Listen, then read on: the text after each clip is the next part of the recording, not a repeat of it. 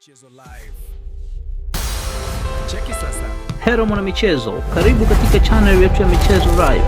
Usisahau kusubscribe, kulike, kucomment na kushare na marafiki ili waweze kupata habari zinazohusu michezo. Baada ya klabu ya Simba kukamilisha usajili wa kiungo mshambuliaji Alain Aniset Ora, imeelezwa kuwa mabingwa hao wa zamani wa Ligi Kuu Tanzania Bara wako hatua za mwisho kukamilisha dili la kiungo mwingine Inyo Jospin Loemba anayekipiga katika klabu ya Colombe Sportive du Lobo ya Cameroon.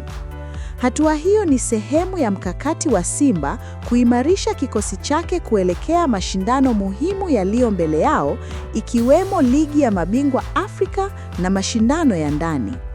Ora ni mchezaji mwenye uzoefu mkubwa barani Afrika baada ya kuwatumikia ASEC Mimosas ya Ivory Coast na Stellenbosch SC ya Afrika Kusini kabla ya kujiunga na Simba akitokea IF Gnistan ya Finland.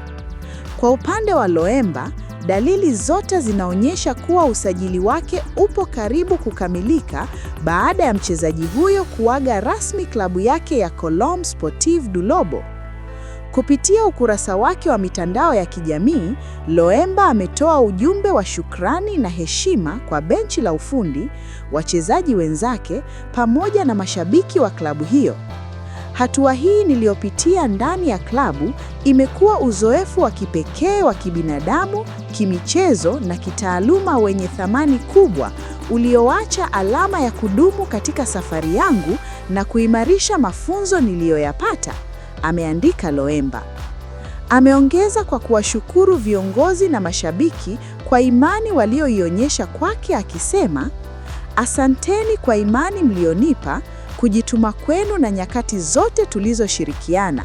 Heshima na taadhima kwa ndege wa kusini, Colombe, daima juu zaidi."